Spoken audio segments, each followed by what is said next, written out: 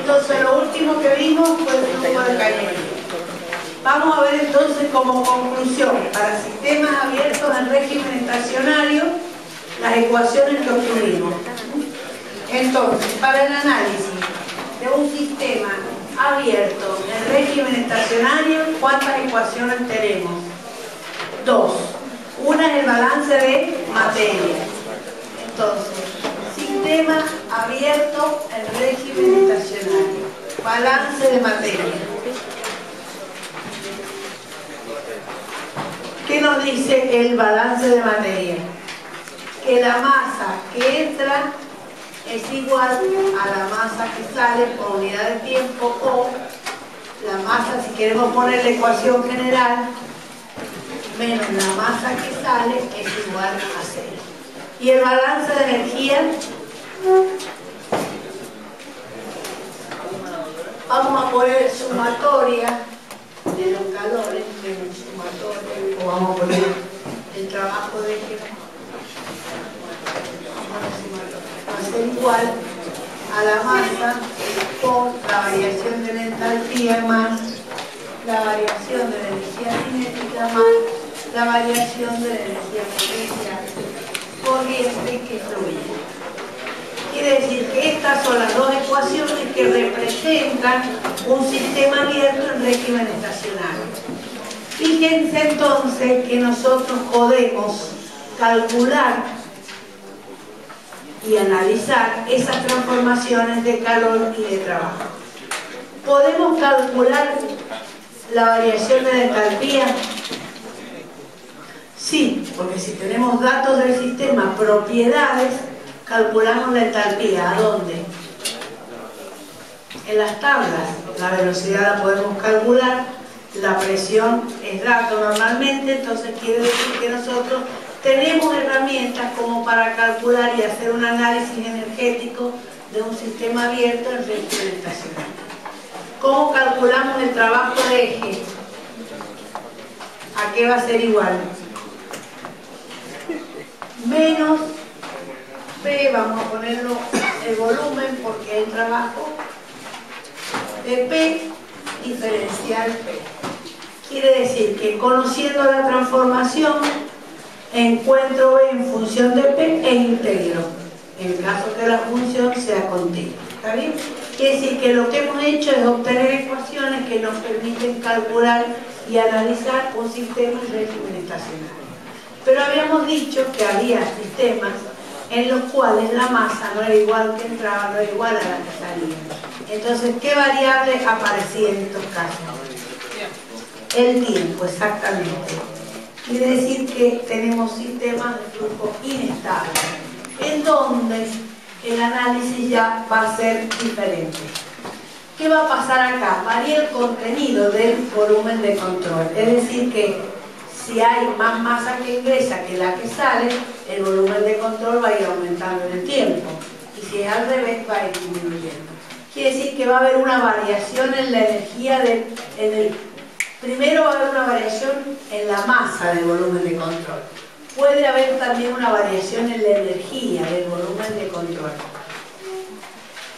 Ese proceso normalmente comienza y finaliza en un tiempo, en un periodo finito, no dura como el régimen que habíamos visto estacionario.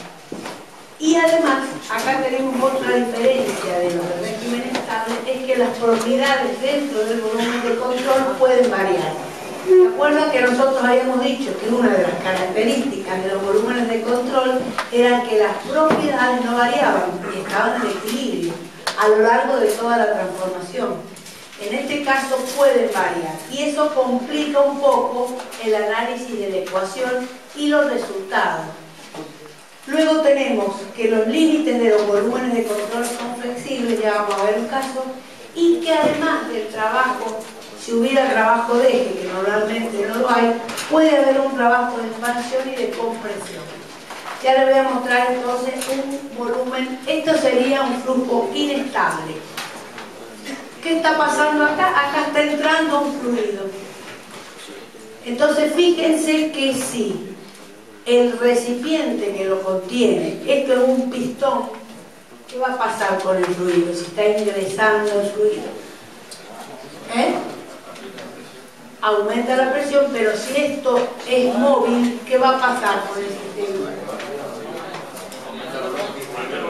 Va a realizar un trabajo de expansión, va a aumentar el volumen. Entonces puede realizar un trabajo de expansión, cosa que no podía pasar con los sistemas abiertos de régimen estacionario, porque el volumen, ¿no es cierto?, de control era fijo. Entonces el sistema no podía hacer un trabajo de expansión. Acá sí lo puede hacer, porque el volumen puede ser variable. Entonces en este caso, que el recipiente se está llenando, tendríamos que tener en cuenta en la ecuación ese trabajo de expansión. Acá tenemos un sistema abierto también, pero ¿qué pasa con el volumen? Es rígido. Entonces, ¿qué va a pasar? Las propiedades van a variar, pero no va a realizar un trabajo de expansión. Entonces, en este caso puede ser que estemos llenando un recipiente con vapor o con aire a partir de una línea. Es decir, esos son los problemas tipos. Los problemas que nosotros vamos a analizar son aquellos en los cuales llenamos recipientes o vaciamos recipientes. Entonces, estos serían los dos. Entonces, ¿cuáles son las ecuaciones que vamos a utilizar cuando tenemos un flujo inestable? En este caso, la masa de entrada menos la masa de salida es igual a la acumulación neta, ¿no es cierto?, de masa en el volumen de control. Quiere decir que nosotros el análisis que vamos a hacer se parece bastante al de sistemas estables, es decir, que tenemos el volumen, ¿no es cierto?, de control, y hay un fluido que entra y que sale. Lo que pasa es que acá lo analizamos teniendo en cuenta que el volumen de control puede variar. Entonces lo tenemos que tener en cuenta dentro de la ecuación. Entonces, ese volumen o esa diferencia de masa de entrada y de salida puede traer aparejado una acumulación que aumente, ¿no es cierto?, la masa, o que disminuya según sea la salida o la entrada menor. Quiere decir que acá hay una variación en esa masa del volumen de control. Quiere decir que nos queda el proceso de esta manera. ¿Y cómo lo vamos a identificar? Vamos a considerar masa final menos masa inicial. Esa va a ser igual a la variación de nuestro volumen de control. Lo que sí vamos a suponer siempre que son procesos finitos, es decir, que vamos a considerar un cierto delta T y vamos a considerar la masa final e inicial de ese recipiente que estemos analizando. ¿Cuáles son las ecuaciones de energía? Las ecuaciones de energía, si ustedes se acuerdan, esa es la ecuación general que planteamos, ¿no es cierto? Si la energía que entra al sistema menos la energía que sale es igual a la energía que se acumula por unidad de tiempo. O lo que es lo mismo, la tasa, porque es por unidad de tiempo de transferencia de energía. ¿Qué energía estamos teniendo en cuenta ahora? La que trae o la que transfiere el calor, el trabajo y la masa, porque es un sistema abierto. Va a ser igual al cambio de energía en el volumen de control. Entonces, fíjense de qué manera vamos a plantear la ecuación. La transferencia de masa, que lo habíamos planteado para el caso anterior, para el sistema de régimen estacionario, que teníamos en cuenta la masa que se transfería a través de los límites, más la masa que transfería, que era la energía que transfería la masa. Entonces ahora vamos a sumar las variaciones de energía producidas en el volumen de control. Quiere decir que el análisis que nosotros vamos a hacer es bastante semejante al que hicimos para sistemas de régimen estacionario. Es el mismo si se fijan. Lo único que vamos a considerar en forma independiente es la variación del volumen de control, la variación de la energía del volumen, ¿cierto?, de control. Entonces nos va a quedar planteado que la variación de la energía en la masa, la que entra y sale, va a ser lo mismo que lo habíamos planteado antes, ¿se acuerdan? La entalpía, la energía cinética y la energía en cierto potencial. Y y la variación de la masa dentro del volumen, ¿no es cierto?, de control, ¿qué vamos a considerar? Vamos a considerar que ese volumen, ¿no es cierto?, de control es un sistema cerrado o se comporta como si fuera un sistema cerrado. Fíjense, si nosotros lo analizamos y lo tenemos acá, es como un sistema cerrado, porque se introduce un fluido hasta un determinado tiempo t. Entonces, el análisis que nosotros hacemos es un análisis aproximado, es más aproximado, digamos, no se aproxima como el sistema que analizamos recién del régimen estacionario, en este se aleja más. Pero lo que tratamos de hacer es de considerar el volumen de control como si fuera un sistema cerrado. Quiere decir entonces que cuando nosotros analizamos el balance de energía, estamos considerando la corriente que entra, la corriente que sale y el volumen, ¿no es cierto?, de control, la variación de la energía dentro del volumen de control como si fuera un sistema cerrado. Básicamente eso sirve porque nosotros lo usamos para analizar llenado o vaciado el sistema. Entonces, fíjense que si fuera un sistema cerrado, ¿qué energía es la que teníamos en cuenta para un sistema cerrado dentro del sistema? La energía interna. No, el calor y el trabajo se transmiten a través de los volúmenes de control que siguen estando acá. O sea, las energías que se transfieren a través de la superficie, de los límites del volumen de control, están acá. Lo que pasa es que como lo que entra es diferente de lo que sale, acá va a haber una acumulación. Y esa acumulación la mido como si fuera un sistema cerrado. Y un sistema cerrado, la variación de la energía la analizo como energía interna. Entonces, lo que considero en este caso, o la ecuación que me va a quedar, fíjense, va a ser los calores, las energías que se transfieren a través del volumen de control, que son el calor neto recibido por el sistema, menos el trabajo que produce el sistema, va a ser igual a las corrientes que, la energía que traen las corrientes que salen, menos la energía que traen las corrientes que entran, más la variación de la energía en el volumen de control. Es decir, que lo que hacemos nosotros es analizar las corrientes que ingresan y que salen de la misma forma que para un sistema de régimen estacionario.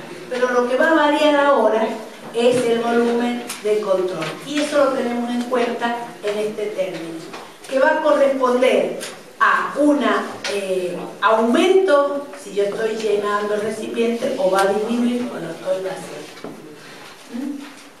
Entonces, fíjense que las ecuaciones, vamos a plantear las ecuaciones para un sistema no estacionario.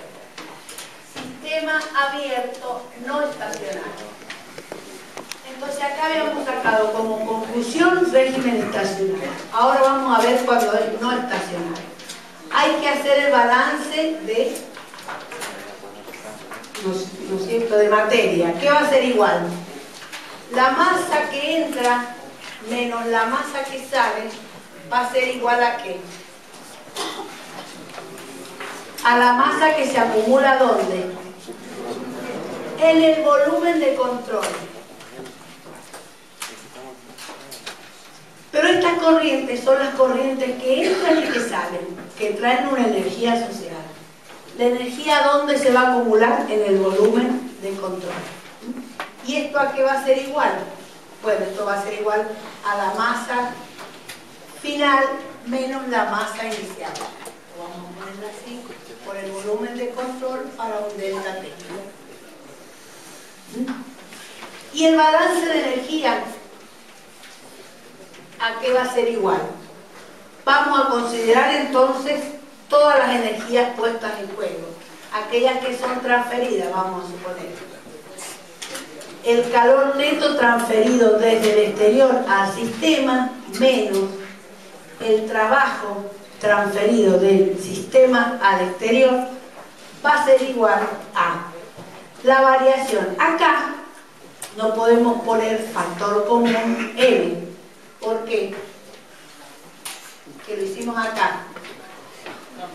porque acá la masa que entra es igual a lo que sale y acá es diferente. Entonces acá vamos a poner la masa que sale por la entalpía que sale, más la energía cinética que sale al cuadrado sobre 2, más la energía, ¿no es cierto?, potencial que sale, menos la masa que entra por la entalpía que entra, más la energía cinética que entra al cuadrado sobre 2, más la energía, ¿no es cierto?, potencial que entra, más la variación de energía en el volumen de control. ¿Y a qué va a ser igual a la variación de energía en el volumen de control? Que lo podemos poner, lo vamos a poner directamente como la masa final por la energía interna final menos la masa inicial por la energía interna inicial. ¿A dónde? Esto es en el volumen de control. ¿Y estos qué son? Las corrientes que fluyen. ¿Está bien? Quiere decir que en nuestra ecuación nosotros hemos llegado a una ecuación en la cual nos aproximamos a describir el sistema por medio de esa suposición. Es decir, que las corrientes que entran y que salen tienen las propiedades iguales, permanecen iguales, y que en el volumen de control varía la energía interna. Quiere decir, fíjense, que si nosotros quisiéramos considerar el llenado de un sistema, de un recipiente, vamos a considerar un recipiente como el que está acá.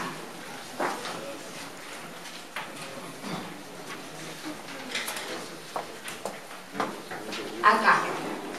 ¿Qué tendríamos que hacer? A ver, vamos a hacer el balance de masa. Balance de masa. La masa que entra menos la masa que sale es igual a la masa que se acumula en el volumen de control. Entonces, acá, ¿qué vamos a tener? ¿Sale masa? No sale. Esto va a ser igual a cero. Por lo tanto, la masa que entró por unidad de tiempo va a ser igual a la masa final menos la masa inicial en el volumen de control. ¿Está bien? El balance de masa. Y el balance de energía, que va a ser igual. La sumatoria del calor menos la sumatoria de los trabajos va a ser igual a la masa. Hemos dicho que no está saliendo nada. Acá sería la masa de salida por el θ de salida, que es igual a 0, porque está entrando solamente masa. Menos la masa de entrada por la entalpía de entrada más la velocidad de entrada al cuadrado sobre 2, más la energía, ¿no es cierto?, potencial de entrada. Más, ¿qué tenemos que tener en cuenta ahora? La variación de energía en el volumen de control. ¿A qué va a ser igual? A la masa final por la entalpía final menos la masa inicial por la entalpía inicial del sistema. Por lo tanto, fíjense, ¿hay calor transferencia en este sistema o no? Normalmente vamos a poner que sea diabático. Va a ser igual a 0. ¿Hay trabajo? ¿Qué trabajo hay? Hay un trabajo de expansión. Entonces, en el caso de un sistema abierto en régimen no estacionario, puede aparecer el trabajo de expansión. Entonces, lo vamos a tener que tener en cuenta con su signo. Expansión de podría ser que yo tuviera una resistencia eléctrica. Bueno, estoy dándole un trabajo. También tendré que tenerlo en cuenta. Entonces, eso va a ser igual a la masa de salida por la entalpía de salida, por la velocidad, que esto prácticamente siempre se tiene en cuenta como 0. Entonces me va a quedar que va a ser menos la masa de entrada por la entalpía de entrada más la masa final por la energía interna final menos la masa inicial por la energía interna inicial, y esto se refiere siempre al volumen de control, que es el recipiente que yo estoy, o sea, el espacio que yo estoy aumentando o disminuyendo. Pero fíjense que para llenado, para vaciado, la ecuación se simplifica. Lo que tenemos que tener en cuenta es decir que si bien a nosotros acá la ecuación es más grande, ¿no es cierto?, tomando o analizando el sistema, la vamos simplificando de manera de obtener una ecuación bastante más simple. Recuerden que solamente lo utilizamos para llenado o para vaciado. Por lo tanto, va a haber una masa que va a salir o una masa que va a entrar, pero la otra se va a ir.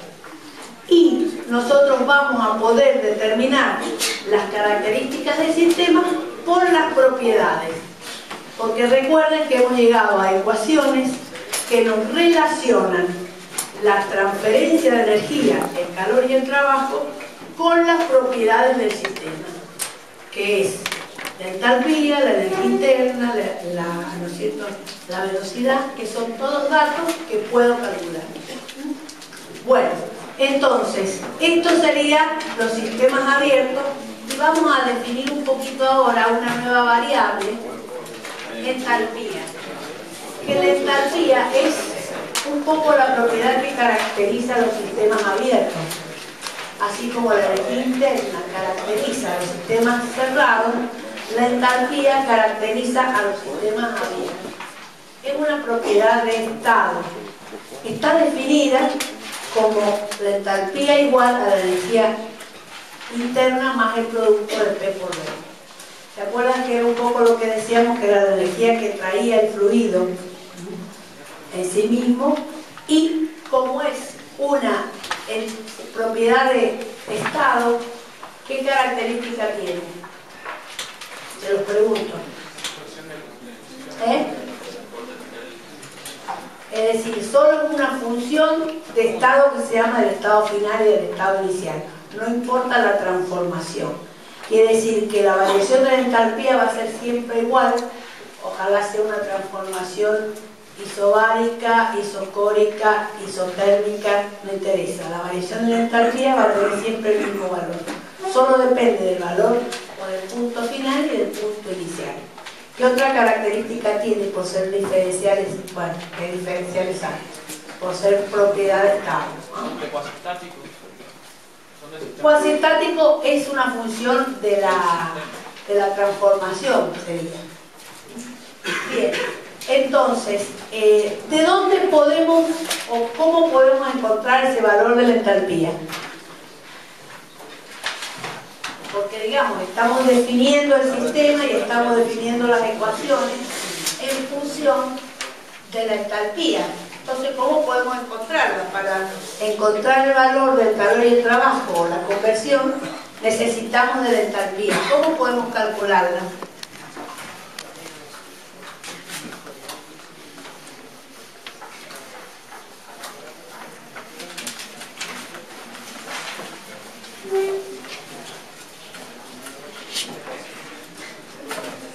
¿Cómo la podemos calcular a la entalpía de un sistema o de una transformación?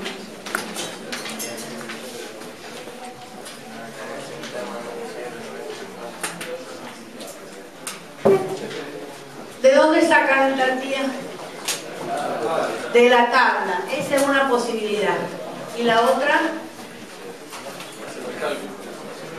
Y otra en función de diferencial H va a ser igual a CP por diferencial D. Y eso se va a cumplir siempre. Por lo tanto, la variación de la entalpía va a ser igual a CP de T diferencial D. Esto es para un gas ideal. Para un gas ideal, la entalpía es solo una función de T. Al igual que otra propiedad es solo una función de T para un gas ideal. La energía interna, que vieron, estudiaron el efecto Joule. Exactamente. Entonces, para calcular la entalpía la podemos hacer así. Para un sistema cerrado, la entalpía que es igual, fíjense, si el calor va a ser igual a ¿qué? A presión uniforme, porque dQ va a ser igual a dH menos B por dP, reemplazando por su valor. ¿Está bien? Y me queda que diferencial de entalpía va a ser igual a dU más P por dB más P por dP. Entonces, reemplazando me queda esta ecuación. Por lo tanto, para P uniforme me va a quedar dQ de P va a ser igual a la variación de la entalpía. Y esto va a ser igual a Cp por dP siempre.